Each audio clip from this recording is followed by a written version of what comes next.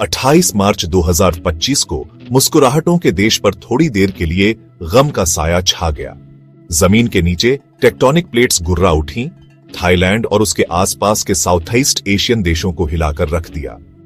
7.7 magnitude के इस भयानक भूकंप ने म्यांमार के मांडले शहर को बुरी तरह झकझोर दिया और इसकी ताकत का असर दूर दूर तक, यहां तक कि बैंकॉक, थाईलैंड तक महसूस किया गया। कुछ ही पलों में दिन का सन्नाटा टूट गया, क्योंकि चतुचक डिस्ट्रिक्ट के आसमान में एक निर्माणाधीन 30 मंजिला सरकारी ऑफिस के गिरने से धूल का गुबार छा गया। कई जिंदगियां हमेशा के लिए बदल गई और शहर अनिश्चितता के अंधेरे में डूब गया। आफ्टर शॉक्स के साथ साथ लोगों के दिलों में सदमे की गूंज भी सुनाई दे रही थी। मेट्रो और लाइट रेल सर्विस बंद हो गई, स्टॉक एक्सचेंज में ट्रेडिंग रुक गई। बैंकॉक एक ऐसे शहर जैसा लग रहा था जिसे कुदरत के कहर ने बंधक बना लिया हो। बैंकॉक के बाहर भूकंप के झटकों ने चियांग माई और दूसरे इलाकों को भी अपनी चपेट में ले लिया। इमारतों को नुकसान पहुंचाया और कई लोग घायल हुए। इस आपातकाल के बीच एक हिली हुई कौम के हौसले फिर से बुलंद होने लगे। मेरे साथ इस दुखद घटना के बाद की कहानी जानने के लिए जुड़े रहिए। हम सुनेंगे उन लोगों की आप बीती जिन्होंने ये हादसा झेला, बचाव कर्मियों की बहादुरी की कहानियां और एक दर्द में डूबे देश के अदम्य साहस की दास्तान।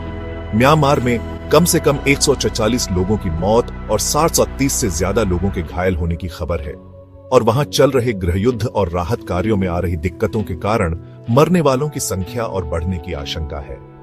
इमारतें गिर गईं, सड़कें टूट गईं और बांध फट गए।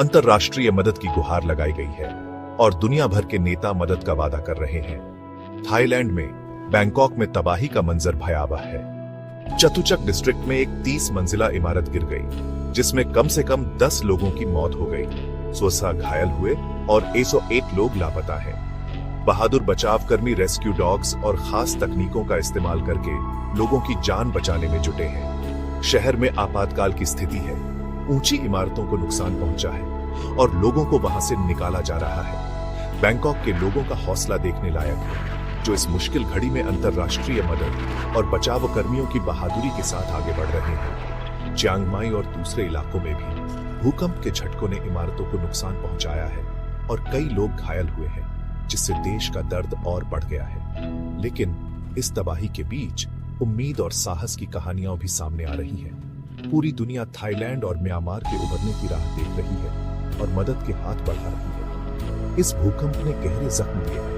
लेकिन लोगों का हौसला नहीं टूटा है।